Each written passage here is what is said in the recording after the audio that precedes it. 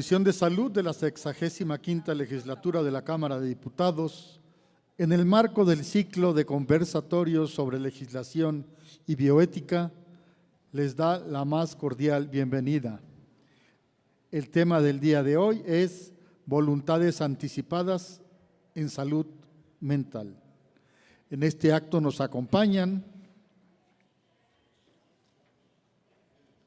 el doctor Jorge Alberto Álvarez Díaz, catedrático de la UAM Xochimilco y coordinador de estos conversatorios.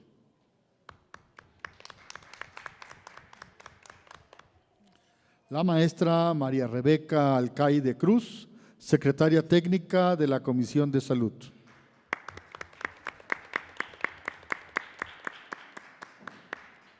La doctora Liliana Mondragón Barrios, ponente en este conversatorio. La química farmacobióloga Graciela Mendoza de la Rosa, de Conbioética.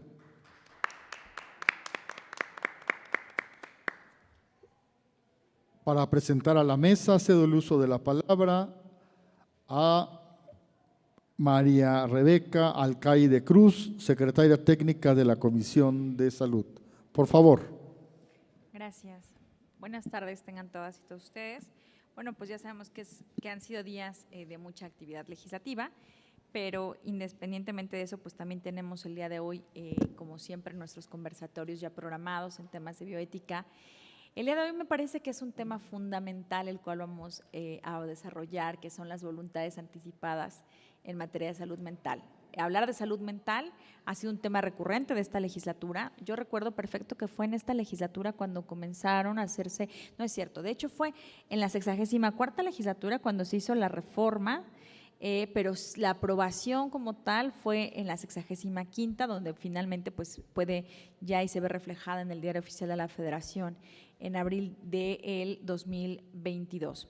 Ahora, ha sido un proceso muy largo hablar de los temas de salud mental, porque hablar de salud mental pues también tiene muchísimas implicaciones más allá de la parte únicamente teórica o temática, y por supuesto todavía hablar del tema de voluntades anticipadas, la certeza jurídica que se requiere tener, es algo que me parece que todavía sigue estando en el tabú, sigue estando pendiente. Seguimos teniendo una deuda para la visibilización. Le comentaba justo a la doctora que desafortunadamente hay muchos temas que aún no hemos podido todavía avanzar, como el tema de eutanasia, que aunque hubo una semana, todavía no hemos logrado avanzar ni siquiera en los consensos para la propia construcción del dictamen. Por supuesto hubo un dictamen, pero solo se quedó en proyecto, no se logró que se llevara a cabo una discusión. Y bueno, pues hablar de estos temas son recurrentes y van a ser necesarios visibilizarlos hasta que la mayoría de las personas se puedan dar cuenta de la importancia de tener una certeza jurídica en nuestra Ley General de Salud, de que estas enfermedades existen y cada día son más latentes y cada día conocemos a más personas que son diagnosticadas con este tipo de problemas, que además y desafortunadamente, aparentemente y en un inicio como si son visibles, pero pareciera que son más, así lo determinan, como más en un tinte, pues no quiero decirlo así, pero es la realidad, como superfluo. Entonces, pues no ahondan en el problema y al no ahondar, pues qué va pasando, pues repercutiendo y va generando inconsistencias que al final del día pues son insalvables. También agradezco como siempre el apoyo del doctor Jorge Alberto Álvarez, quien sin él pues esto sería sería imposible, porque él es la pieza medular, hay que darle siempre su lugar y estamos a punto de llegar al final de esto, pero ha sido la pieza medular para estos temas que han sido, y lo vuelvo a decir y no es justificación, pero es una realidad, complicados porque son temas poco entendibles, quizás para los que estamos en esta mesa, pues sí, sabemos qué es la bioética, pero, y yo lo he dicho una y mil veces, y por más que se haga difusión, ahorita un compañero de los que están allá afuera, que seguramente algunos serán asesores, le preguntas, oye, ¿y la bioética? Y les puedo garantizar que no saben muy bien qué es, no entienden qué es, no comprenden cuáles son los alcances, por qué la importancia de la regulación.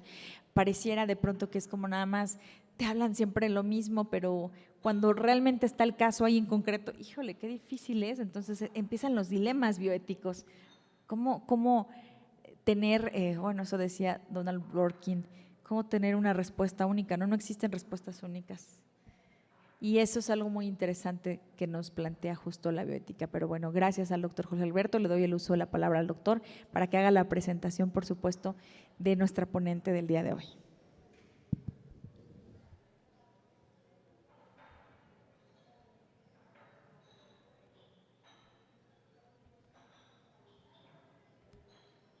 Pues muchísimas gracias, muy buenas tardes a todas, todos y todes que nos acompañan de manera presencial y a quienes nos verán en las retransmisiones a través de la Comisión Nacional de Bioética. Es un gusto haber sobrepasado ya la mitad del ciclo, que han sido temas pues bastante variados. Empezamos, recordarán, en la Universidad Autónoma Metropolitana con la doctora Gabriela Pineda, hablando sobre políticas públicas y bioética desde la perspectiva de lo que ha recibido la Comisión Nacional de Bioética por parte de pues, Cámara de Diputados, Cámara de Senadores. Pasamos con la doctora Cristal Corona, con el doctor Ángel Alonso, con la doctora Gabriela Naya, Bianca hablando sobre derechos, fundamentalmente derechos reproductivos, el que les habla sobre derechos sexuales, y continuamos con este pues abanico de temas que mezclan la salud, el bienestar en un sentido más amplio que lo que se suele entender solamente por meras definiciones, la implicación con la regulación, la política pública, que no basta solamente tener, ha salido en más de alguna ocasión, no basta solamente tener algún artículo que diga si esto se permite o no se permite, sino establecer una serie de procesos y procedimientos que lo hagan real, y a partir de ello también una serie de personas y de infraestructura, porque si no, no sería posible que efectivamente la ciudadanía acceda a lo que aquí hemos estado comentando. Entonces me da mucho gusto presentar a la doctora Eliana Mondragón Barrios, que conozco de hace tiempo, ya no sé cuántos años, pero no vamos a ponernos a sacar cuentas en este momento, pero hace rato que he visto su dilatada, importante carrera académica, investigadora y profesional. Ella es licenciada en Psicología por la Universidad Nacional Autónoma de México, es maestra en Psicología de Grupos e Instituciones por la Universidad Autónoma Metropolitana, doctora en Psicología también por la UNAM, y realizó un postdoctorado en Bioética en la Universidad de Chile y CONACYT. Es especialista en ética de la investigación biomédica y psicosocial por la Universidad de Chile, y si no me equivoco creo que fue cuando nos conocimos en ese momento, en aquellas épocas, con Carmen Alicia y con otra serie de personas que bueno, ahí han estado a lo largo del camino. Es investigadora en ciencias médicas de la Dirección de Investigaciones Epidemiológicas y Psicosociales del Instituto Nacional de Psiquiatría Ramón de la Fuente Muñiz, docente de los posgrados de la Facultad de Medicina y la Facultad de Psicología de la UNAM, miembro del Sistema Nacional de Investigadoras e Investigadores del CONACYT con el nivel 1, fue ganadora de la beca para Mujeres en Ciencias Sociales y Humanidades 2012 de la Academia Mexicana de Ciencias, ha sido presidenta del Comité de Ética de Investigación del Instituto Mexicano de Psiquiatría Ramón de la Fuente y otras varias cosas más, pero creo que lo más relacionado y directo con el tema que va a tratar el día de hoy, pues es esta breve síntesis. Entonces, pues muy honrado con la aceptación y con la presencia, le pasamos el micrófono a la doctora Mondragón Barrios. Bueno, buenas tardes a todas, a todos, a todas. Muchas gracias por la invitación, muchas gracias a todas las personas que me acompañan en esta mesa. Ha sido un placer y es un privilegio que compartir este tema con ustedes, y en realidad es un planteamiento, como ustedes escucharon, mi vocación es de investigación, entonces es un poco compartir lo que estamos haciendo también en el instituto desde este enfoque de las voluntades anticipadas en salud mental. Entonces, bueno, me voy a permitir compartirles. Si me pasan la siguiente. Hablar de salud mental, tendríamos que hablar también de lo que es la enfermedad mental y cómo se toman estas decisiones, que es el centro básico de las voluntades anticipadas. Y en este sentido, tendríamos que ver que generalmente las personas en una condición mental siempre han estado supeditadas a que alguien más tome decisiones por ellas, ya sea en todo su entorno, pero principalmente, y en lo que nos vamos a abocar, es en su atención y tratamiento. Esta toma de decisiones es más conocida como por representación o subrogadas. Y aquí de lo que se trata eso es que se garantice que realmente sea la voluntad de estas personas quien realmente permitan su atención y tratamiento. También tendría que ver estas decisiones con la sintomatología que ellas están presentando, cómo están revisando que están estas personas y cuál va a ser su atención y cuál va a ser su tratamiento. Entonces, estas tomas de decisiones que por muy en común se dan durante la enfermedad mental es la decisión subrogada. Y principalmente el criterio para llevar a esto es que se cree, y es una creencia que después vamos a ir viendo, que las personas que tienen esta condición mental carecen de competencia y capacidad. Ese es el punto más importante. Es decir, ellas no pueden tomar decisiones por sí mismas porque no tienen ni la competencia ni la capacidad. Pero vamos entrando este punto y adentrándonos en el tema. Hay que entender perfectamente que capacidad y competencia son dos conceptos totalmente distintos. La capacidad tiene que ver con una cuestión o con ciertas habilidades y aptitudes psicológicas. Y la competencia es desde el ámbito jurídico y legal. Desde ahí partimos de dos puntos distintos. Esta capacidad cognitiva, no, la anterior, por favor. Esta capacidad cognitiva se refiere, ya les decía yo, a estas habilidades psicológicas que todos tenemos y que requerimos para tomar decisiones. En cambio, la competencia tiene que ver con una aptitud de los sujetos para ejercer sus derechos. ¿Quién es la persona que es competente para esto? Ahora sí, la siguiente, por favor. Si nos concentramos en la capacidad cognitiva, que es el concepto que nos permite realmente saber si la persona está tomando una decisión racional, entonces vemos que esta capacidad tiene que ver con comprender la situación que enfrenta, ya sea, por ejemplo, en el caso de la salud, ¿no? en su enfermedad, las consecuencias que esto podría generarle y tomando como fundamento, por supuesto, esta decisión, es decir, expresarla. Una vez que entiendo lo que me está sucediendo, veo los pros y contras, entonces podría decir qué es lo que quiero. A eso se refiere la capacidad cognitiva. La que sigue, por favor. Y en este sentido, por eso yo les decía, se cree, se piensa, es mera creencia que todas las personas que tienen una condición mental o que cursan una enfermedad mental no pueden tomar decisiones por sí mismas porque carecen de esta capacidad.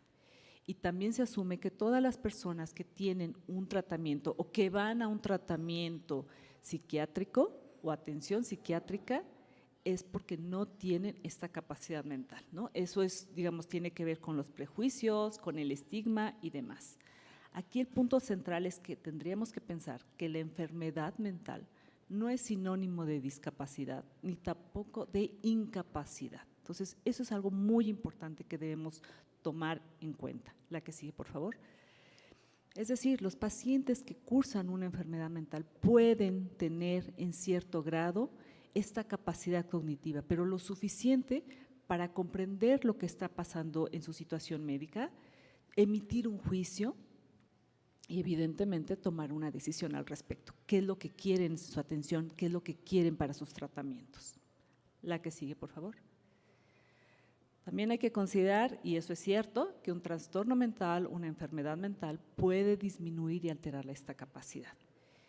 Digamos, eso depende del tipo de enfermedad, no todas las enfermedades mentales son iguales, tiene que ver con el estado de evolución de la misma enfermedad, con el tratamiento mismo, con los criterios de evaluación, etcétera. Pero no podemos decir que todos los pacientes o las personas que están en una condición mental pueden tener disminuida su capacidad.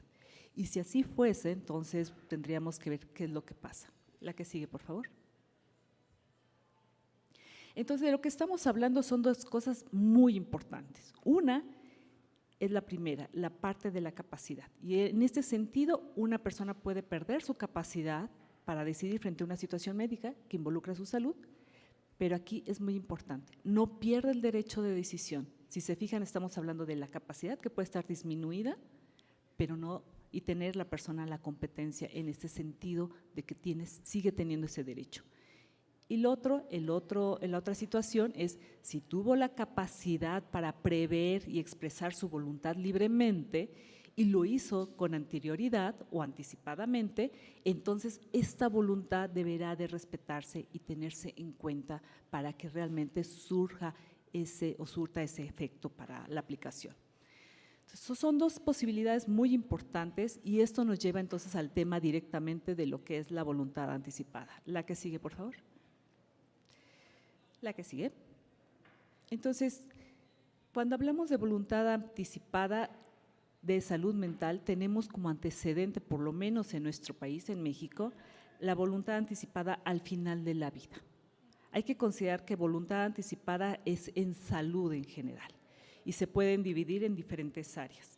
El antecedente más próximo de las voluntades anticipadas en salud mental es la voluntad anticipada al final de la vida, que en México es una ley que está vigente desde el 2008 en algunos estados de la República, al menos en 16 ya está más que aprobada y vigente. Esta ley lo que menciona es que la persona puede tomar decisiones sobre su atención, procedimientos, en fin, o no, porque también incluye el rechazo de esos procedimientos, tratamientos y demás, cuando la persona se encuentre al final de la vida, en un momento donde ya su vida, digamos, no se pueda mantener de manera natural. Entonces, en este sentido, estas voluntades anticipadas al final de la vida son el antecedente de las voluntades en salud mental. La que sigue, por favor.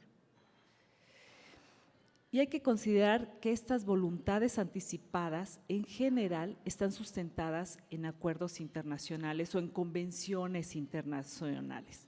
Las voluntades anticipadas particularmente están estipuladas en el Convenio para la Protección de los Derechos Humanos y la Dignidad del Ser Humano con respecto a la aplicación de la biología y la medicina, mejor conocido como el Convenio de Oviedo, que es mucho más simple el nombre, porque si no, uno se hace un poco de bolas con el nombre. Pero bueno, en su artículo 9 lo que dice este convenio es eso, que las personas pueden aceptar o rechazar de manera anticipada los tratamientos en general en tanto su salud. Es decir, las personas pueden decidir anticipadamente sobre su salud lo que quieren a futuro.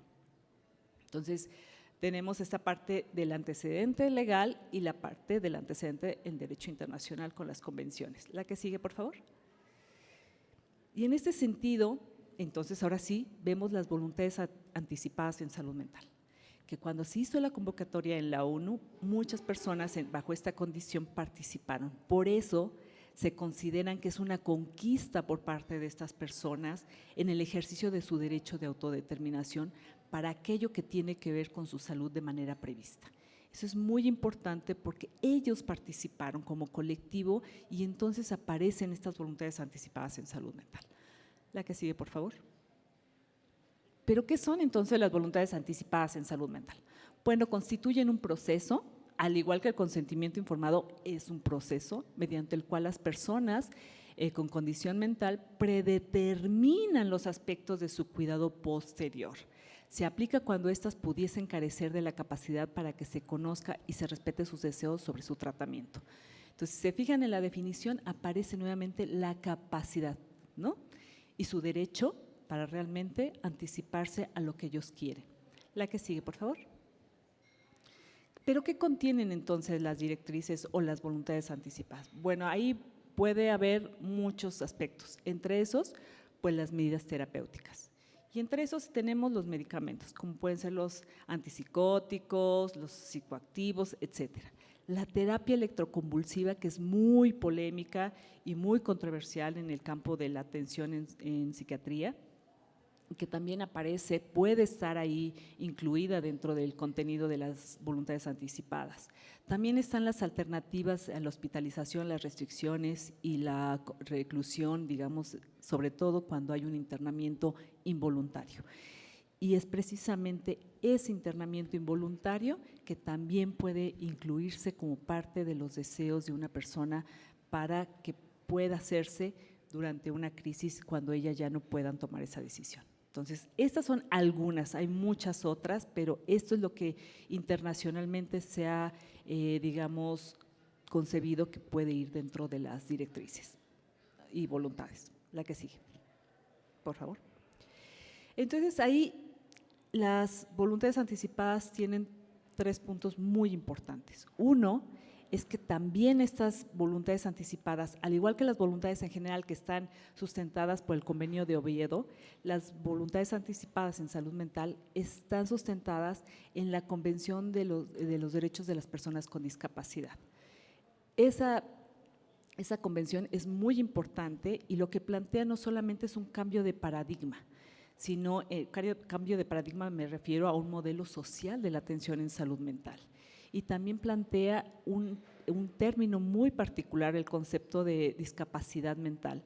Lo que plantea básicamente la convención es que la discapacidad no es una característica de las personas, sino que los da el medio social, eso que los impide realizarse como personas. Es ahí la discapacidad. Entonces, esto es un cambio de paradigma totalmente que tiene la convención. Y esa convención lo que ha hecho es que se armonice o que exija, digamos, la armonización en la legislación de algunos países.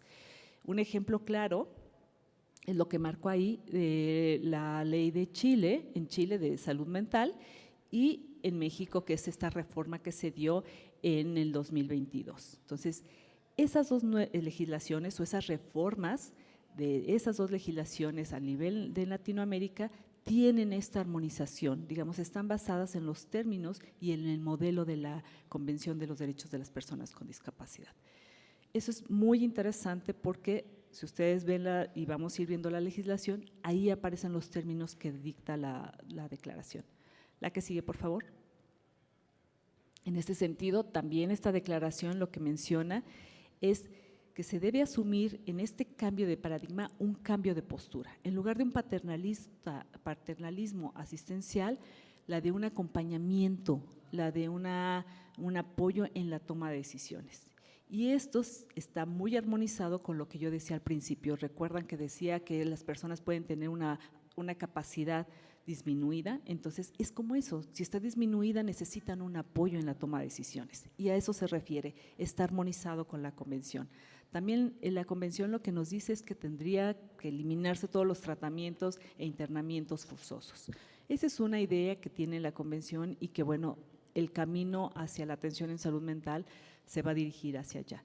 Pero también la convención lo que menciona es que se tiene que asegurar que todas las personas tengan este apoyo no solo en la toma de decisiones, sino en el vivir de esta manera que ellos quisieran.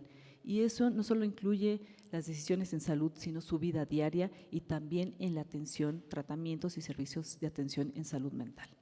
La que sigue, por favor. Y aquí está esta parte que no sé si hay una modificación, pero aparece mayormente muy central lo de las voluntades anticipadas en salud mental, que ya estaban, pero que está muy armonizado con la convención. Desde ahí aparece esta figura. Y entonces vemos estas modificaciones en la Ley General de Salud en materia de salud mental y adicciones, en su artículo 74, cuando dice derecho a contar con mecanismos de apoyo en la toma de decisiones y en las directrices de voluntad anticipada sobre el consentimiento informado. Es decir, si las personas no pueden consentir en ese momento presente, busquemos si hay una voluntad anticipada. La que sigue, por favor. Y en el artículo 75, ahí sí que menciona mayormente lo que debería de ser las voluntades anticipadas en salud mental. A veces dicen voluntades y a veces directrices, que en realidad podemos considerarlas como sinónimos, simplemente es un cambio de nombre, ¿no? Pero bueno, el artículo 75 habla de que estas personas tienen el derecho de elaborar su voluntad anticipada, en la que podrán determinar el tipo de acciones que desean ser tomadas para el tratamiento o su negativa al recibir el tratamiento, pero de manera futura, ¿no? Y también menciona, la persona podrá revocar en cualquier momento este contenido. Eso es sumamente importante porque sabemos que toda enfermedad y sobre todo las enfermedades mentales tienden a ser cambiantes. Entonces, eso es muy importante. La que sigue, por favor. Entonces, ya vimos cuál es, digamos, lo que mencionan las convenciones internacionales en relación con la voluntad anticipada. Ya también vimos que a partir de esta armonización con la Convención de los Derechos de las Personas están las renovaciones o las reformas a las legislaciones, por lo menos en México y en Chile. Sin embargo, nuestro interés realmente es la implementación de estas voluntades anticipadas en salud mental. Y como investigadores que somos, nos interesaba saber cuáles, o sea, cómo aplicarlas, cómo implementarlas, pero faltaba un eslabón muy importante, y ese eslabón es la bioética. Estas condiciones bioéticas nos permiten realmente implementar algo desde que la vida de las personas para que a ellas les dé sentido. Y entonces, pues sí, tenemos las convenciones y eso está muy bien, tenemos la legislación y eso también está muy bien, pero nos faltaba el eslabón de la bioética y para eso teníamos que, digamos, aprovechar este modelo de la autonomía ya en los escenarios sanitarios, como podría ser la implementación del consentimiento informado, ¿no? Entonces, teniendo esos antecedentes, lo que nos interesó fue obtener mayor datos, más rigurosos, más sustentados y evidentemente basados en la ciencia para poder tener, pues digamos, puntos importantes que nos llevaran a la implementación de las voluntades anticipadas en salud mental. Y también algo importante es que algunos países en Latinoamérica tienen, digamos, un poco más de desarrollo que nosotros en México y era aprovechar esta experiencia. ¿Para qué? Para armar un marco de referencia bioético que nos permitiera o que nos permita realmente la implementación de las voluntades anticipadas en salud mental. La que sigue. Entonces, bajo este marco, nosotros llevamos a cabo como parte del financiamiento de CONACYT en el marco de las estancias postdoctorales, un proyecto de investigación lo realizamos en Santiago de Chile, junto con el doctor Fernando Lolas, un bioticista reconocido a nivel mundial, y llevamos a cabo un proyecto de investigación que se llama Las bases bioéticas para la implementación de las directrices anticipadas en psiquiatría en la atención de salud mental, el cual es un proyecto que fue aprobado por un comité de ética en Santiago de Chile. La que sigue, por favor. El objetivo pues realmente fue identificar estas bases bioéticas en el sistema de salud mental en Chile, que es muy parecido también al de nosotros, que permitiera realizar un marco bioético y con eso poder hacer una implementación de estas directrices. Bueno, aquí hay un punto importante es que nosotros lo hicimos con las directrices anticipadas en psiquiatría, que es una de las formas de voluntades anticipadas en salud mental, ¿no? Para que no haya confusión, pero tienen, digamos, el mismo objetivo, la misma lógica y el mismo sustento. Entonces, ese fue el objetivo del proyecto. La que sigue, por favor. Y bueno, fue un estudio cualitativo de dos etapas, una observación participante y luego entrevistas semiestructuradas a las personas que estaban dentro, digamos, del estudio que se realizó en 2 instituciones de hospitalización psiquiátrica, las más importantes en Santiago de Chile. Y bueno, los que participaron fueron 4 médicas psiquiátricas. Ahí yo les agradezco muchísimo su participación a ellas, pero también, y eso a lo mejor da para otro tema y sobre todo en salud mental lo entendemos, siempre hay mucha resistencia todavía en esto por cuestiones de estigma y de entender que las cuestiones bioéticas pueden entenderse como algo personal y entonces la gente difícilmente a veces participa en esto, ¿no? Pero bueno, eso fue un estudio cualitativo. Se realizó en todo un año, desde el 2022 a 2023. La que sigue, por favor. Y encontramos estos 5 recomendaciones que dan cuerpo al marco de referencia bioético para la implementación de las directrices anticipadas en México. Lo que significa es que para implementar las directrices o las voluntades anticipadas requerimos estos 5 elementos bioéticos. Uno es el diálogo bioético. Es necesario la psicoeducación en este tema para todo mundo, ¿no? La otra, también es importante que se vea esta toma de decisiones, pero en un sentido muy, muy particular. No es desde este modelo paternalista nuevamente, sino muy de la autonomía. La segunda recomendación sería respetar la voluntariedad de las personas. Y esto tiene que ver con un proceso evidentemente sí dinámico, ¿no? Pero básicamente tiene que ver con toda esta parte de, digamos, de el valor que se le da a la toma de decisiones, a elaborar escenarios futuros, porque las voluntades anticipadas son decisiones proyectadas a futuro. Es como, ¿qué es lo que estoy viviendo hoy y qué es lo que quiero a futuro? Efectivamente nadie lo sabe, pero tendríamos que ver toda esta evolución del estado mental de la persona, de su estado de salud, para poder proponer cosas, ¿no? Y en ese sentido es que va toda esta parte de la voluntariedad.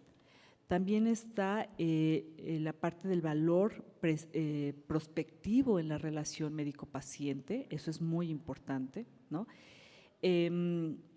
Lo otro tiene que ver con, en la segunda recomendación, es con la autonomía, por supuesto, porque es, digamos, algo muy, el eje central teórico de las voluntades anticipadas, y ahí efectivamente sí tiene que estar la posibilidad de que las personas se nieguen a recibir ciertas atenciones o ciertos tratamientos. Claro, tiene que ver con la anuencia del médico, no es que ellos rechacen por sí, sino es que es en conjunto con su médico, con su familia y sobre todo buscar alternativas, ¿no? También está la parte de que se tiene que dar cuando las personas tengan conciencia de enfermedad. Ese es el momento que mucha gente siempre se pregunta, ¿en cuál es el momento idóneo para aplicar estas directrices o estas voluntades? Y los participantes del estudio decían, cuando la persona tenga realmente conciencia de enfermedad, que es donde pueden entender esta situación. Y evidentemente la revocación de las directrices, ¿no?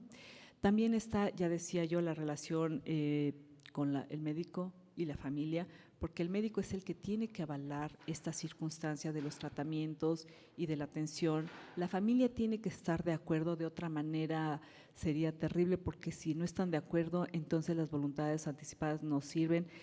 Pero quien debe tomar la decisión es el paciente. Y mucha gente dice, bueno, esa tríada ya ha estado desde hace mucho tiempo. Sí, pero todas estas recomendaciones deben estar al mismo tiempo. Eso es lo que cambia. Esa es digamos, la evidencia misma de la investigación. Y por último está la parte, la quinta recomendación del marco de referencia bioético, es el transdiagnóstico. El diagnóstico de la enfermedad mental no es central.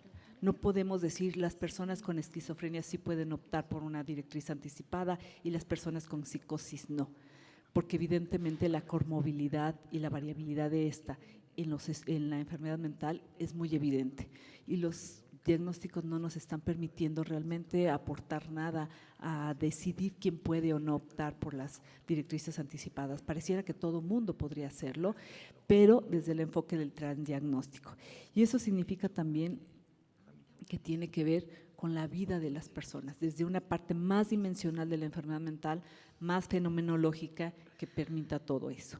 Y un punto importante que no lo dije, que es en la primera recomendación, también está la figura de los comités de bioética hospitalaria, que tienen que tener mayor participación en toda esta implementación. Entonces, los resultados de este estudio dan cuenta de este marco de referencia bioético para la implementación, es decir, aparte de las convenciones internacionales, de la legislación, está la bioética, y estas 5 son las recomendaciones para la implementación de esto. La que sigue, por favor. Entonces, aquí lo importante y lo que dice la diapositiva es: la protección al ejercicio de la autonomía de la persona se gestó dentro del modernismo bajo un estado más inclusivo. Y en ese sentido, entonces, los sistemas jurídicos y sanitarios deben asimilarse, pasar de un paternalismo médico basado en la beneficencia y paternalismo mismo, a un principalismo que diga, a un paternalismo, a un eje horizontal cuyo principio que se fundamenta es la autonomía del paciente. La que sigue. Entonces, ¿qué nos enseña todo esto en la investigación? Pues que hay que evitar la creencia de que los trastornos mentales o en los trastornos mentales no hay autonomía, que las personas que cursan alguna enfermedad mental no pueden tomar decisiones. Eso sería lo primero. Lo segundo, que si bien es la capacidad un punto importante de manera cognitiva para que la persona tome decisiones, también es cierto que es muy importante que estas decisiones se sustenten en valores, creencias, deseos y preferencias de vida de la persona. No solamente la capacidad cognitiva, sino todo esto que está a su alrededor, y hay que considerarlo. Y también es cierto que hay que ver o prever que la persona tome decisiones en sus momentos más lúcidos, porque eso es muy importante en cualquier tipo de enfermedad, pero sobre todo en la enfermedad mental. La que sigue, por favor. Y entonces, ¿qué nos lleva no solamente la conclusión de la investigación, sino cuál sería el beneficio de la implementación de las voluntades anticipadas en salud mental? Bueno, primero el cumplimiento con las convenciones, con la Convención sobre el Derecho de las Personas con Discapacidad, pero u otras convenciones a las que México se ha suscrito como Estado miembro, que es muy importante, ¿no?, cumplir con ellas. Entonces, eso lo llevaría al cumplimiento. El desarrollo de reformas jurídicas, efectivamente ya tenemos una, creo que hay que seguir trabajando con base en evidencia, como las investigaciones que nosotros llevamos a cabo en el instituto. Está también estos servicios más enfocados en los derechos humanos, en la autonomía relacional, no solamente individual, relacional, por eso lo de la familia también es importante, y todas las personas que están alrededor de la persona que tiene una condición mental, pero también la atención temprana, eso es muy importante en términos de salud mental o de enfermedad mental, eso es muy importante.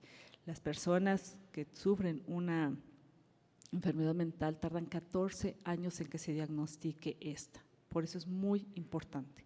También está pues el beneficio de las personas, el considerarlas en su opinión, sus familiares también, digamos, fomentar su desarrollo, lo que dice la convención, ¿no?, este ejercicio de la autonomía en relación con el ámbito social.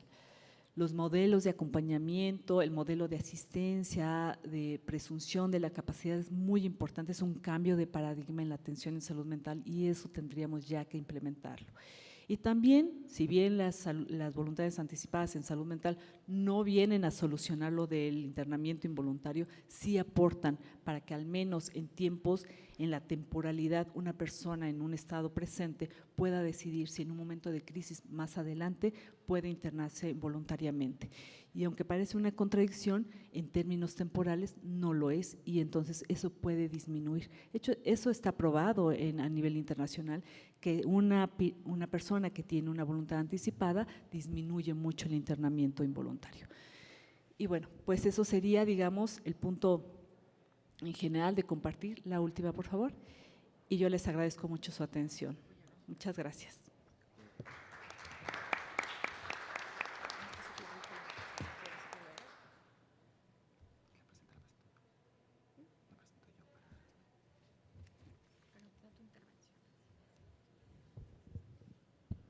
Pues muchísimas gracias por la presentación de la doctora Mondragón. Para quienes nos acompañan por primera vez, hay caras conocidas y hay caras que no lo son. La secuencia que tenemos en la mesa ha sido, después de la presentación, pues quienes estamos por acá intervenimos con algún comentario, con alguna ampliación. Yo pues siempre profundizo y me voy 2 pasos atrás, entonces ahorita haré lo mismo. Y después damos paso a preguntas de la asistencia que nos acompaña.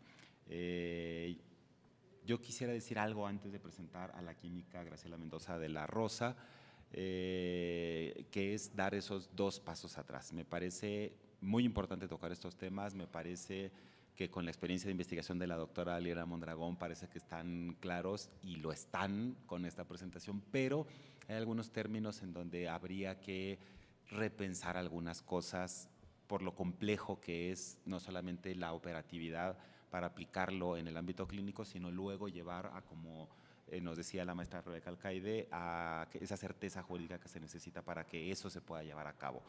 La primera cosa que yo quisiera mencionar es el problema de la autonomía. La autonomía ha salido aquí también en varias de las presentaciones previas. Recordarán a la doctora Bianca Vargas, ella hablaba de la autonomía progresiva.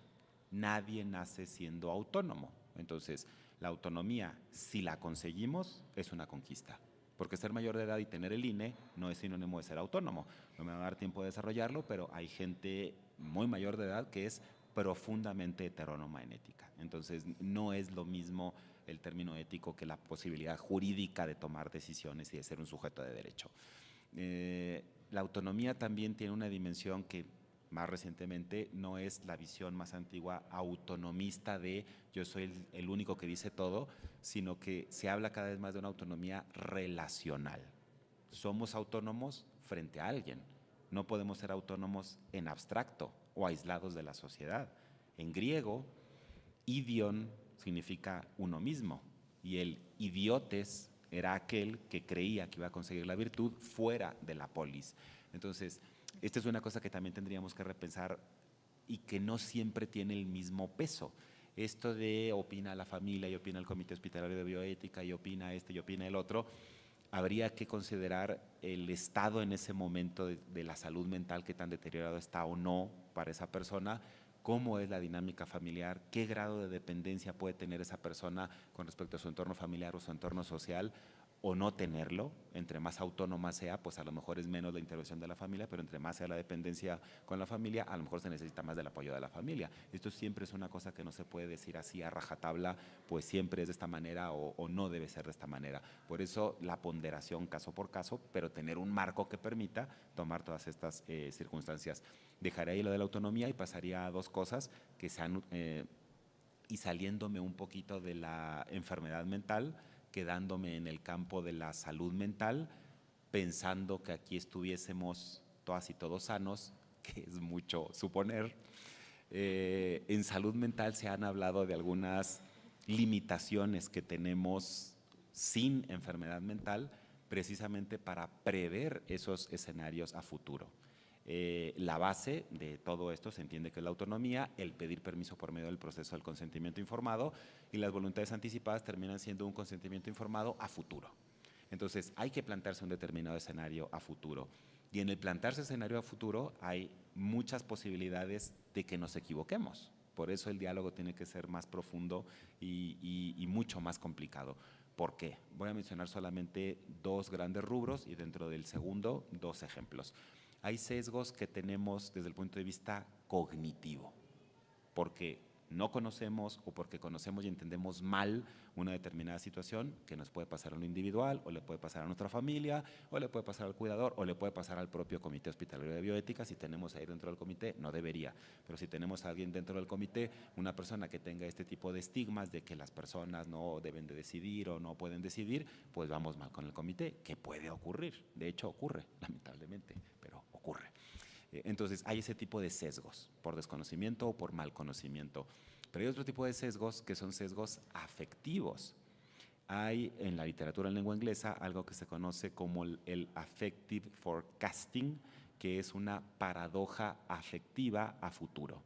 ¿En qué consiste? En que si yo me proyecto a tener una determinada condición en el futuro, yo creo que me voy a sentir de una determinada manera, y a lo mejor si llego a esa situación no me siento de esa manera.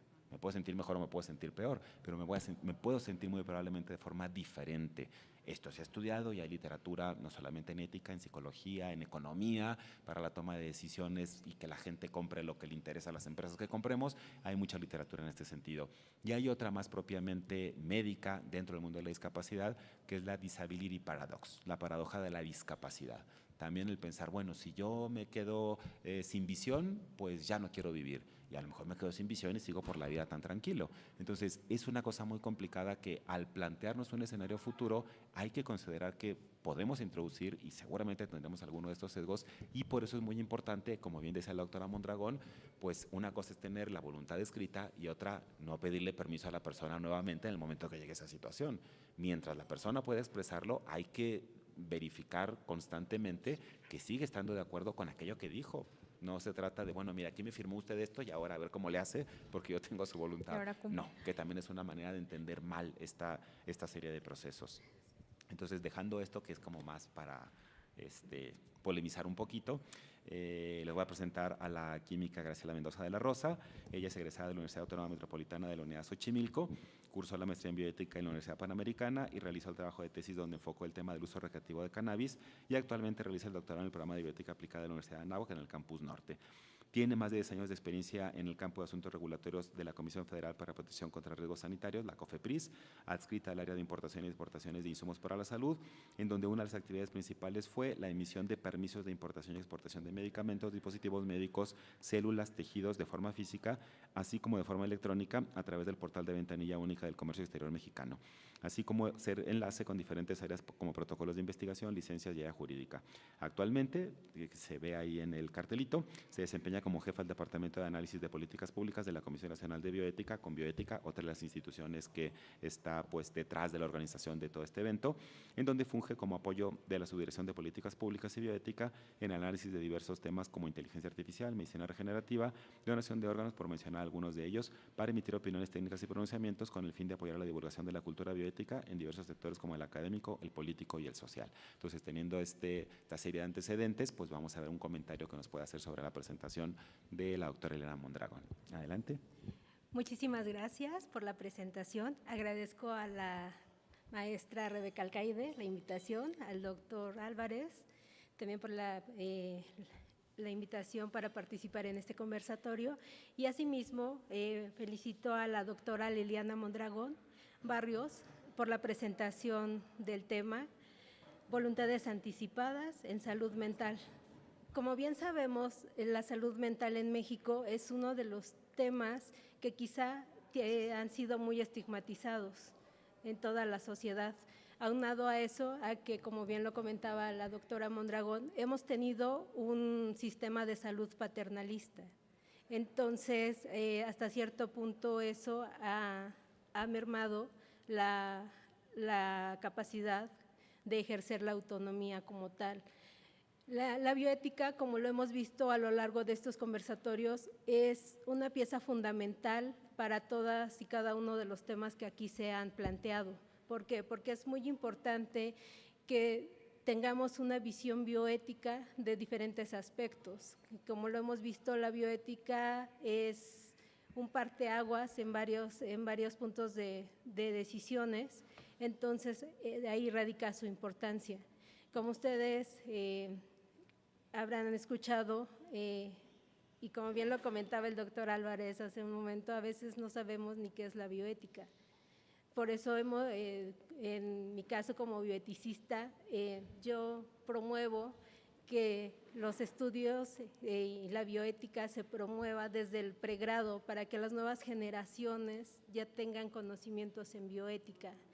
Y bueno, después de mi comercial en bioética, como verán, es por eso mi amor hacia la bioética que vengo a este foro a impulsar a que se interesen por el tema. Bueno, retomando el tema que nos brindó la doctora Mondragón, quiero hacer hincapié en algunos puntos que desde la Comisión Nacional de Bioética también nosotros hemos notado, de que, como ella bien lo comentaba, el paternalismo ha sido hasta cierto punto una limitante para el desarrollo de la bioética, pero también les vengo a compartir que desde la comisión estamos trabajando para que la relación ya no sea médico-paciente, sino sea paciente-médico. Sí, ¿por qué se denota este binomio? Porque gran parte de los aspectos que se tienen que tener en cuenta es el paciente como tal. Si bien aquí en este tema que nos compete hoy, de voluntades anticipadas, la autonomía es uno de los principios bioéticos que es de gran importancia y de gran relevancia. Ustedes habían, bueno, les pregunto a los presentes, ¿ustedes habían escuchado el término anteriormente de voluntad anticipada o saben a qué se refiere una voluntad anticipada? A ver, tú me comentabas que sí.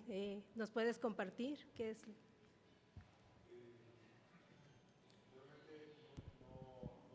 Un momentito, que esto se está grabando y luego no se escucha si opinan algo. Entonces, para empezar a interactuar, que ya empezó la maestra Graciela, les pasarían el micrófono y que quede en la grabación, si no, no se va a escuchar nada en la transmisión y en la retransmisión. Sí, ahí está. Justamente no me lo habían descrito a fondo, pero sí lo había escuchado en temas con referencia a eutanasia y particularmente con la voluntad que tienen algunos pacientes que, pues bueno, pueden tomar la decisión si seguir o no con su tratamiento. Justamente nos habían explicado un caso así en la facultad y pues va relacionado con la voluntad anticipada, que es lo que me parece. Bueno, en algunos casos se tiende a confundir de que va de la voluntad anticipada con eutanasia. Entonces, así como tal, les comparto la definición de voluntad anticipada. La voluntad anticipada puede ser entendida como la decisión que toma una persona de ser sometida o no a medios, tratamientos o procedimientos médicos que pretenden prolongar su vida cuando se encuentre en etapa terminal y por razones médicas, sea imposible mantenerla en forma natural, protegiendo en todo momento la dignidad de la persona. Esto es muy importante, la dignidad de la persona. Perdón, ya le estoy quitando tiempo a la doctora Mondragón, pero pues este es uno de los temas que como bien decía la maestra Rebeca al inicio del conversatorio, es uno de los temas que generan controversia, pero también es muy importante y es así súper interesante. Doctora Mondragón, le cedo la palabra. No sé si antes, para continuar aquí, si la maestra quisiera decir algo a la maestra Rebeca Alcaide. Yo solamente comentaría a propósito de la definición. Las definiciones se pueden cambiar, las podemos ampliar, las podemos restringir, todo lo que queramos o todo lo que necesitemos. Y hay un término que no tiene que ver y que algo salió a propósito de estas palabras que salen ahí entre las directrices y la voluntad. En inglés, por lo menos, en lengua inglesa, las directrices anticipadas involucran la voluntad anticipada, las directrices previas, perdón, involucran la voluntad anticipada, involucran pensar en suicidio médicamente asistido, suicidio asistido nada más, no médicamente asistido, como el modelo en Suecia, pensar en eutanasia, es decir, no solamente lo que en algunos escenarios, como el mexicano, para tratar de separar qué cosa es lo que está legislado desde 2008 en la Ciudad de México con la Ley de Voluntad Anticipada y qué cosa se sigue considerando como un delito como la eutanasia en la Ley General de Salud, me parece que eso tiene que ver con ese deslinde. Yo creo que si queremos hablar de planear nuestra vida a futuro en materia de salud, habría que meter todo esto. Independientemente si en este momento se considera delito o no, podríamos considerar en el futuro que no se considera un delito. A mí me tocó participar en esa semana que mencionaba la maestra Rebeca Alcaide, desde luego para intentar abrir un poquito la mirada a favor de pensar de otra manera la eutanasia y no solamente como una cosa negativa, porque suele haber mucho estigma en contra del suicidio en general, el suicidio lúcido. No lo mencionó el doctor Ángel Alonso el día de su presentación, la segunda de las sesiones que tuvimos aquí, pero tiene un libro que habla del suicidio lúcido, del suicidio racional. Yo solito decido ya no vivir y entonces elimino mi propia vida. Hay modelos como el que decía yo de Suiza con un suicidio asistido, no por profesionales de la salud, sino que alguien me preste ayuda para que yo no necesariamente lo haga sin saber cómo. El suicidio médicamente asistido, en donde la ayuda consiste en que un profesional de la salud ponga el conocimiento médico para que yo pueda poner fin a mi vida, y la figura de la eutanasia, en donde no tengo la posibilidad, por lo que sea, de yo mismo poner fin a mi propia vida, y solicito que alguien más, habitualmente un profesional de la salud, de esto se ha legislado en el mundo, sea quien intervenga directamente para poner fin a mi vida.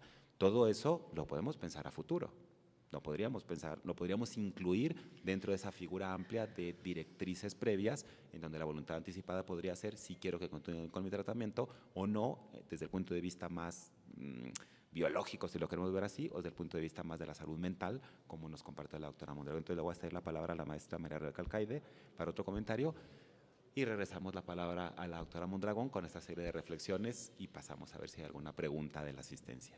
Gracias. Bueno, como lo comenté desde un inicio, pues son temas que a mí me parecen, porque además también tengo que decir, a ver, uno, en lo particular, a diferencia de los que aquí estoy en esta mesa, pues yo ni conocía los temas de bioética, hasta que muchas veces uno se empieza a involucrar, hasta que no se acerca a personas que requieren la asistencia de la bioética, a través, lo he platicado y no tengo por qué dejar de decirlo, a través muy en particular el caso que viví con mi papá, cuando él pedía que lo ayudáramos a bien morir, ¿no?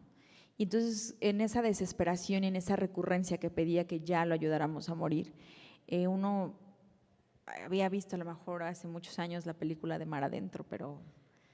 ¿sí era Mar, Sí. Mar Sí, sí, Adentro. sí. Española, sí, claro, ¿no? Pues ahora está ahí. Pero no es lo mismo cuando lo ves que cuando lo vives, que cuando tu papá te lo pide, que cuando te está diciendo ya muy mal, ¿no? Ayúdame a morir, porque efectivamente él ya no puede morir, o sea, él no se puede aplicar, él no puede tomar la determinación, porque ya no tiene ni las fuerzas, no se podía ni parar, o sea, ya para concluir con su vida o terminar con su vida.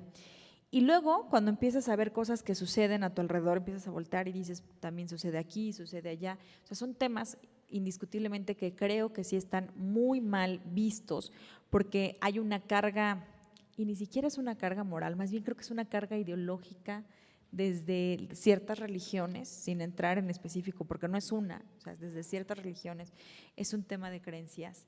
Y ese sistema de creencias es lo que ha permitido muchas veces lo que decía la doctora, este paradigma, y lo que necesitamos ir hacia ahora es esa deconstrucción de ese paradigma, porque efectivamente a mí algo que me escandalizaba y lo compartí ahorita con el doctor, o sea, ¿tú qué opinas acerca de que entonces los familiares sean también los que tengan que tomar parte sobre la decisión de tu vida, ¿no? De decir, oye, ya me quiero morir, pero que entonces… Porque eso pasó en el caso concreto de mi papá, que entonces estaban algunas, ¿no? También las otras hijas decían, no, ¿cómo? No puedes ayudarlo, y entonces otras que sí, no, o sea, parecía como un juego, de verdad, unas que sí, otras que no. Y entonces, ¿dónde estaba la decisión? ¿Dónde se estaba respetando esa libertad de la persona que al final estaba sufriendo, que ya no aguantaba los dolores, que aunque les ponían parches, obviamente medicados, o para la morfina, para el dolor, ya no le hacían? Me explico, entonces, ¿dónde está la decisión de esa persona? ¿Dónde está el dolor de esa persona? ¿Dónde está hasta que él entonces ya se sentía tan mal que, bueno, decidió incluso hasta dejar de comer, de tomar agua, para que pues fuese más rápido? No sé si fue su decisión, no sé si ya de verdad el cuerpo no podía más, en fin. Lo que quiero decir con todo esto es muy complicado, y por eso yo digo, yo no, en lo personal sí creo que hay muchas adecuaciones que tenemos que hacer a la ley, porque tenemos que respetar la voluntad, porque es muy fácil verlo. Y una de las grandes discusiones que se tuvo con algunos legisladores, que me acuerdo decían mucho, es que existen los cuidados paliativos, perdón, pero a veces los cuidados paliativos ya no alcanzan. Son suficientes. Y no pueden decir que existen los cuidados paliativos, digo, lo viví, ya no alcanzan, exacto, no son suficientes. Manténlo vivo porque hay que respetar la vida hasta el último. ¿Y dónde queda la dignidad humana? ¿No se supone que lo que debe prevalecer es la dignidad humana?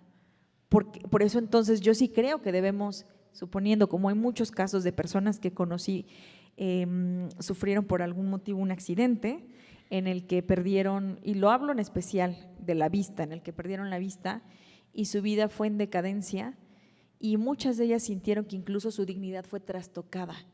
Entonces, ¿por qué no son permitidos este tipo de mecanismos como el suicidio racional o el suicidio asistido o médicamente asistido? Al final del día, y hay casos muy concretos, lo puedo decir, como en el tema de glaucoma, los niños que nacen con glaucoma, aquí están los doctores y no me van a dejar mentir, cuando nacen con glaucoma, los dolores, llega un tiempo que incluso hasta tienen que llegar a retirar el propio ojo por el nervio óptico de los dolores tan fuertes que son. Y entonces el proceso que viven es increíble. Entonces no podemos decirle a la persona, aférrate a vivir, porque pues hay mecanismos, no importa, te sacan el ojo, no pasa nada, vas a seguir viviendo, pero ¿con qué calidad de vida? ¿Y tu dignidad dónde queda?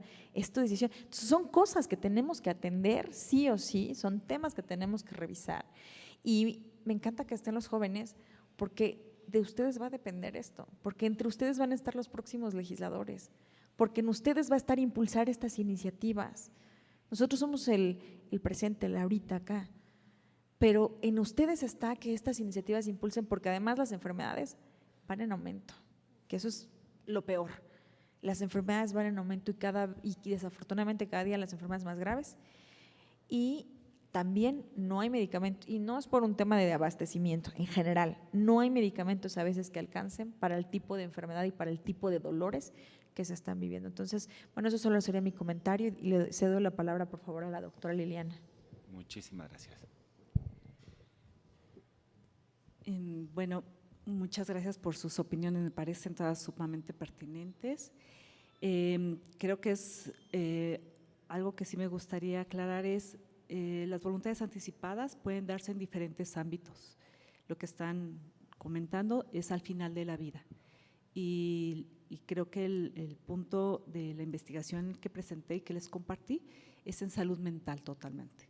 Es decir, donde la persona no cursa una enfermedad terminal, sino una enfermedad mental. Y en ese sentido nos abocamos a casos, por ejemplo, del internamiento involuntario cuando las personas tienen un problema de adicciones. Y ahí la familia dice, quiero que lo internen. Y la persona dice, yo no me quiero internar. ¿Qué pasa en esa situación? O cuando las personas dicen, yo me quiero aventar a las vías del tren. Y dicen, no puede ser. Mi familia me está provocando una afección en este sentido. A esas problemáticas, más allá del suicidio asistido y demás, que eso es a final de la vida y que eso está, digamos, incluso la legislación está la ley desde el 2008, ya está la aplicación, digamos, la implementación que se puede dar por dos vías, una por notario público y otra en un hospital, ¿no? En el momento la persona, cualquiera de nosotros puede decir esto, si a mí me pasa algo, no quiero que me resuciten, no quiero que me, etcétera, etcétera, ¿no? Hasta la donación de órganos puede incluir, más allá de la normativa de donación de órganos. Pero ese es al final de la vida o en una enfermedad terminal. Esta de salud mental no está implementada. Las personas no pueden en este momento decidir anticipadamente si quieren una terapia electroconvulsiva, si quieren recibir tratamientos antipsicóticos. Algunas cuestiones que decían los pacientes es, yo no quiero que me dé más antidepresivos. ¿Por qué? Porque me dopa, porque no soy yo. Entonces, ¿cuál es la alternativa? Por eso es la importancia, sí, entiendo que sea paciente-médico, médico-paciente, al final el punto es el diálogo. Digamos, como dicen, el orden de los factores no altera el producto, tendría que ser así. Es una anuencia del médico porque él es el que sabe, pero sí considerando la vida cotidiana de las personas. ¿Quién está a su cuidado, como bien decían? ¿Quién está alrededor? ¿Cuál es la dinámica familiar? La dinámica laboral, porque también es cierto, los medicamentos psiquiátricos son sumamente caros, ¿no? Entonces, ¿quién va a tener todo eso? Pero entonces son dos escenarios que nos presentan las voluntades anticipadas. Una al final de la vida, que en México ya está legislada, ya está implementada, ya cualquier persona puede optar por ella. Y la otra está en la voluntad anticipada en salud mental, que no están implementadas, que todavía los pacientes no tienen pueden ejercer ese derecho y que nosotros lo que estamos tratando de hacer es implementarla, que ellos puedan hacer eso. Lo mismo que al final de la vida, en este caso, en esta parte de esta problemática de las adicciones, de la problemática de la enfermedad mental, ya sea diagnosticada o no, ¿no? En todo caso, o sea, por eso decíamos que el diagnóstico a veces no importa porque uno no lo puede tener, pero tener estas expresiones. Entonces, lo más importante es eso, que tengan ese acceso a ese derecho y que realmente la persona diga, por ejemplo, hemos tenido casos de, y eso está en la literatura, que dice la persona, yo no quiero internarme. Y los médicos, pero ¿por qué no? Si es importante, la familia tiene que tener ese, digamos, resguardarla. Y el paciente decía, es que, ¿quién va a cuidar mi mascota?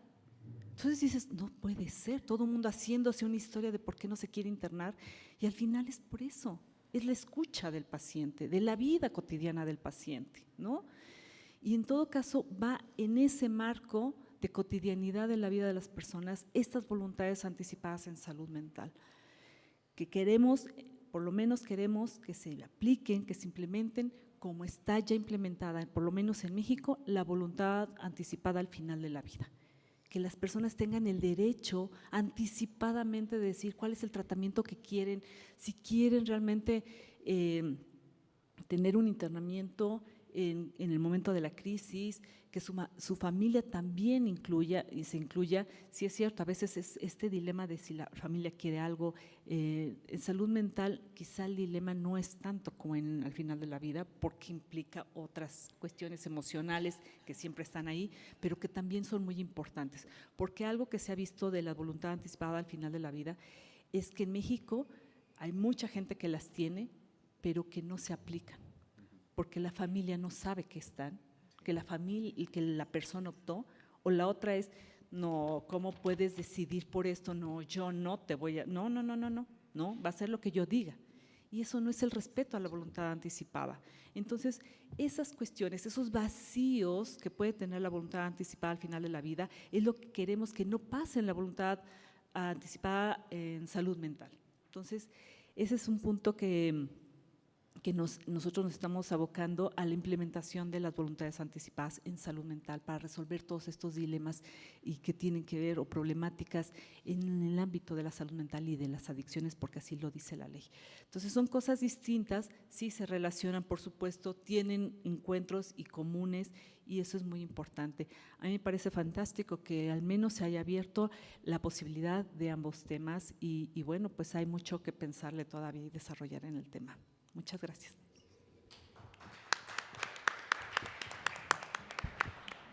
Muchísimas gracias, doctora. No sé si alguien de la asistencia tuviera alguna pregunta para la doctora, para alguien del panel. Para la doctora fundamentalmente. Sí, por acá, okay. Por favor, gracias. Bueno, como usted comenta de la voluntad anticipada en temas de salud mental, yo más no digo no digo que tengamos que obligar a, ya sea a nuestros familiares, a alguien que esté pasando por una adicción o una enfermedad mental, a llevarlo a la fuerza, que muchas veces sucede, en el caso de las adicciones, que se da mucho en México. Yo he visto que la mayoría de las familias llevan a las personas a la fuerza.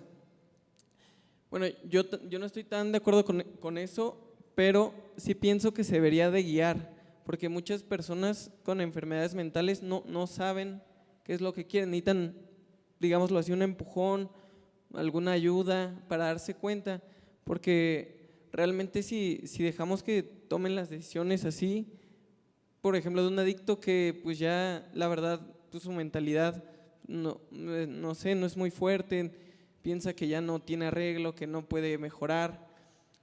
Yo pienso que sí se debería de darle la ayuda y hasta incluso como no forzarlo, pero sí guiarlo y estar insistentemente, ya que pues a muchas personas les ha afectado eso de que no puedan tomar sus decisiones, pero a muchas personas también les ha ayudado.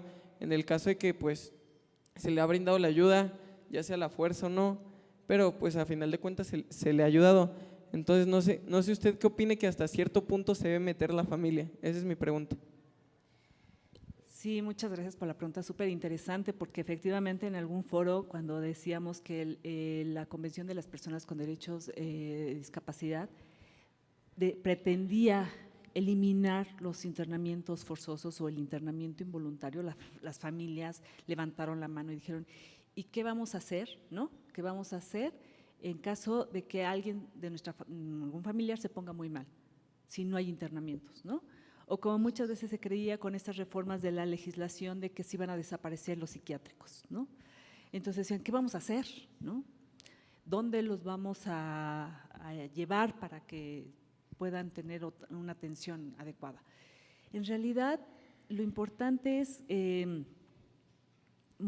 digamos, plantear que las voluntades anticipadas deben darse cuando la persona tenga la conciencia de enfermedad de si estoy mal, si me está pasando esto, con esta capacidad para tomar decisiones. Es en ese momento que se deben de aplicar las directrices. Claro, con la anuencia decía yo, del médico, de la familia, no como que den el permiso, la autorización, sino que estén enterados y que estén en un acuerdo, porque de otra manera, si no, hay barreras para esta implementación, ¿no? Entonces, claro, hay pacientes o hay personas, mejor dicho, que no pueden tener estas posibilidades, como bien lo menciona, pacientes ya que tienen un trastorno más crónico, bueno, ahí a lo mejor no son aptas para tener estas voluntades anticipadas, ¿no? Quizá no sea para todos, no me gustaría decir que no es para todos, pero tendríamos que ver, como dijo el doctor Álvarez, caso por caso, en qué situación, con qué contexto. Entonces, quizá, yo lo decía, las voluntades anticipadas no resuelvan los de los internamientos involuntarios, pero en la literatura sí que hay una reducción muy grande de las personas que optan por una voluntad anticipada y la reclusión, digamos. Entonces, la idea es ir quitando un poco esto y que las voluntades anticipadas, con todo este sustento teórico de la capacidad, del momento en que se aplican, de quién va a estar incluido en esta voluntad, aminoren esas circunstancias. Yo creo que la idea es eso, que se aminore y que en algunos casos sí se pueda resolver, en otros desgraciadamente no, por el curso que tiene la enfermedad.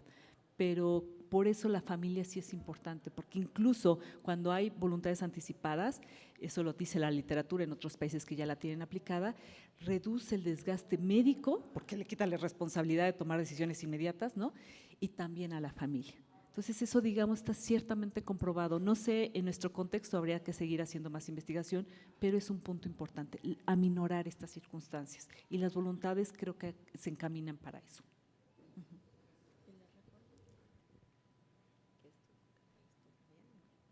Buenas tardes a todos. Muchas felicidades a los ponentes. Felicidades también a la licenciada alcalde por dar oportunidad de dar este tipo de foros que son muy importantes y que creo que se tendrían que llevar o bajar a la sociedad, porque de esta manera se va a involucrar a todas las personas que se ven involucradas en situaciones para poder definir y atacar las causas desde el inicio. Yo les platico la experiencia. Yo estuve bajo un tratamiento psiquiátrico por X situación, tuve una depresión muy fuerte y yo decía, me quiero morir y me quiero morir. Y me daban medicamentos que me traían medio sonsa. Y luego le digo al doctor, voy a la consulta y me dicen, yo tenía 16 años, bueno, ya imagínense cuántos años, ¿verdad? Ya soy de la edad, de la tercera edad. Y me dice, pues no mejoras, te vamos a tener que dar electroshock, porque esa idea no se te quita de la cabeza. Me quedé pensando, mi familia no sabía. Dije, no, pues he escuchado que si me ponen electroshock me van a dejar tarada.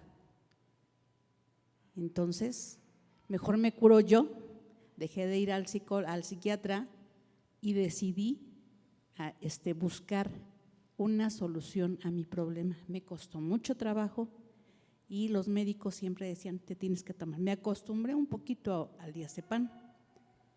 Después tuve otro problema y resulta que me dicen, pues diazepam de nuevo. No, pues ¿sabe qué? Pues no, ando sonsa. Entonces, el ir buscando, y así como ahorita ustedes dan todo este conocimiento, se debe bajar a toda la familia, a toda la comunidad, para que estemos enterados y podamos ayudar, porque se discuten las altas esferas, se llevan a cabo leyes o salen documentos y resulta que pues no dan éxito porque la familia empieza, los problemas entre los… No, es que no vas a dejar morir a tu familiar. ¿Cómo? ¿Por qué lo vas a dejar? Él ya no piensa. Y entonces ahí nos involucramos sin querer y se daña a la persona y se le limita su autonomía de decisión. Entonces eso creo que es importante bajarlo para que todos tengamos el conocimiento y de esa manera poder decidir libremente y tener esa voluntad anticipada. ¿Qué quiero si yo tengo esto? Y no hasta el momento en que sucedan las cosas, porque entonces pues ahí ya no resulta, salen los hermanos peleados porque tú estás dejando, tú no lo quieres, tú esto, tú lo otro. No, es que sí hay que dejar a la persona que decida qué es lo que quiere para que pueda tener una muerte digna o un desenlace como se quiera, pero por decisión consciente de uno mismo. Entonces, como decía la licenciada alcalde, yo no entendía bien lo de la bioética y había contradicciones. Ahora que estoy conociendo, voy entendiendo más y también en el área médica, en todo el área de salud, debemos de tener esa conciencia clara, porque cada uno tiene su criterio y incluso también en los comités de bioética hay las discusiones porque a veces predominan los el espíritu de, pues yo soy católico y no acepto esto, o yo soy de esta religión y tampoco se puede hacer esto. Entonces, creo que sí debe darse a conocer a toda la esfera de la sociedad para que podamos entender y participar de una manera más libre y sin culpa también. Decidió y se le tiene que respetar. Entonces, así es como no va a haber culpa para nadie. Y pues nuevamente felicidades, porque sí es bastante bueno este tipo de conversatorios. Y felicidades a los ponentes. Muchas gracias. Yo, para retomar algo hemos pensado en eso de bajarlo, pero es que no se puede hacer todo al mismo tiempo. Si recuerdan una charla del doctor Ángel Alonso, pues fue sobre educación. Y la apuesta es, esto debería estar, habría que generar los mecanismos para que desde la educación básica, esto que nos atañe a todas las personas, pues estuviera. Y no esperarnos a que solamente algunos profesionales de la salud, porque les toca trabajar tal tema y tal tema, sean los que a lo mejor llegan, porque no todos llegan. Entonces sí, falta todavía bajarlo, faltan mecanismos para que nos garanticen en el sistema educativo mexicano que esto esté presente en la sociedad, y pues ahí vamos poniendo granitos poco a poco con las nuevas generaciones que nos empujen hacia el futuro. Así que muchas gracias. No sé si alguien más, o sí, una última por allá al fondo, gracias.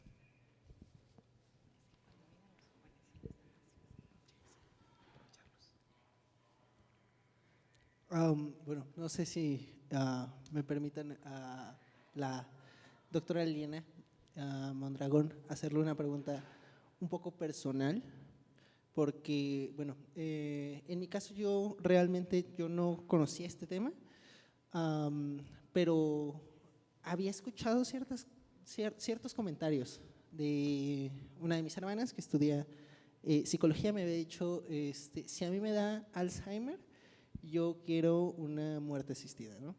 Y más allá, y bueno, justamente ahorita fue muy esclarecedor el comentario de lo del gato, ¿no? De quién va a cuidar a mi gato y de esa pérdida de cotidianidad, y de que esa es la razón por la que una persona podría recurrir a una muerte asistida en caso de un problema psicológico. Y como más, yo aquí lo que me gustaría sería escuchar como un ejemplo, y más de alguien que es un especialista en el tema, de si usted ha pensado sobre su voluntad, o sea, bajo qué enfermedades mentales, qué decisiones tomaría usted. Muchas gracias. Bueno, aparte, muchas gracias por compartir sus experiencias, ¿no? Yo lo aprecio muchísimo.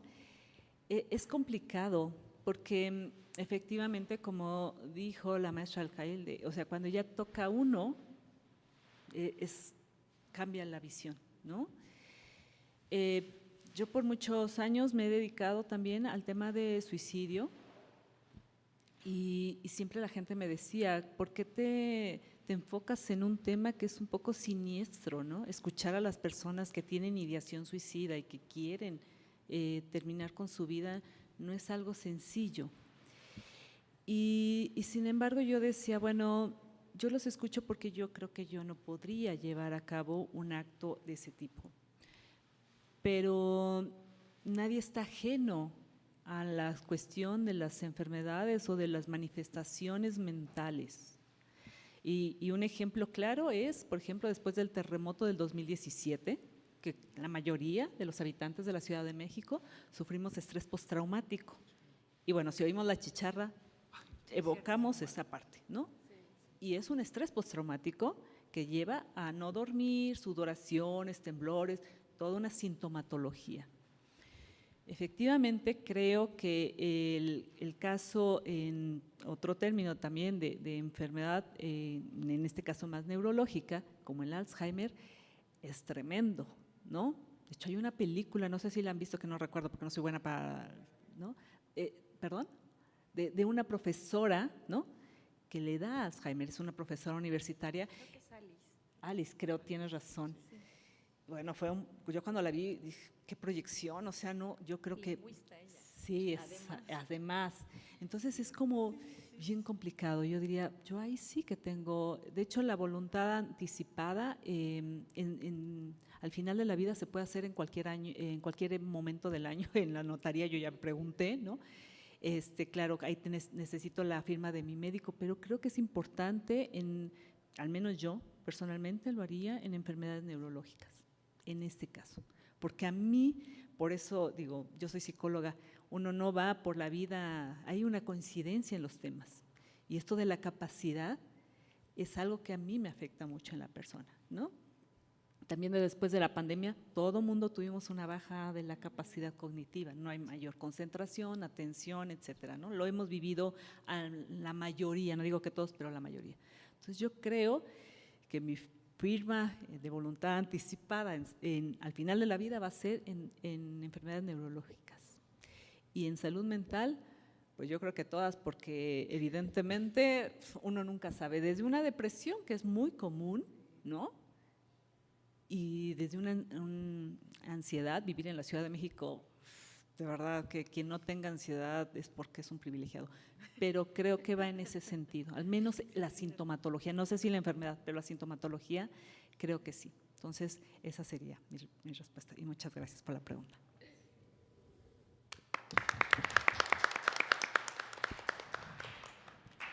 Pues muchísimas gracias. Ha sido, creo que todos los conversatorios han sido, me parece que estupendos, no porque estamos aquí quienes los organizamos, sino por la calidad de los ponentes y de las preguntas de la asistencia, pero también es muy importante y muy interesante cuando se involucra la persona y cuando se ve que esto no es solamente algo allá afuera, por si ocurre, no, sino que todos los seres humanos estamos involucrados de diferente manera con todos estos temas y a todos nos llega de diferentes maneras pues todo lo que hemos mencionado en este ciclo y lo que seguiremos mencionando. Los dos temas que están pendientes, la penúltima sesión dentro de un par de semanas será con la doctora Feya Ostrowski-Shehet acerca de la violencia, un tema de la historia de la humanidad. Y la última de las sesiones con el director el comisionado nacional de la Comisión Nacional de Bioética, el doctor Patricio Santillán, con el tema de objeción de conciencia, que quienes han seguido todo el ciclo, pues en la primera de las sesiones salió por ahí el tema y se fue, y ahora creo que lo vamos a concretar con la presencia del doctor Santillán, porque ya hubo ahí en ese momento comentarios acerca de posturas que ha comentado el doctor Santillán en publicaciones incluso, sobre qué podría entenderse por objeción de conciencia y pues ahí terminaremos de aclarar esas posturas y de pues ver las discrepancias y lo que estamos de acuerdo o no con ese tema. Yo les agradezco la asistencia pues presencial a quienes nos acompañaron, la virtual para quienes nos han seguido hasta este momento y en las retransmisiones que tiene la Comisión Nacional de Bioética. Y le voy a pedir por favor a la maestra María Rebeca Alcaide si le entrega por favor el reconocimiento que pues Cámara de Diputados, Universidad Autónoma Metropolitana y la Comisión Nacional de Bioética le otorga a la doctora Eliana Mondragón Barrios por su excelente presentación. Muchísimas gracias. Muchísimas gracias.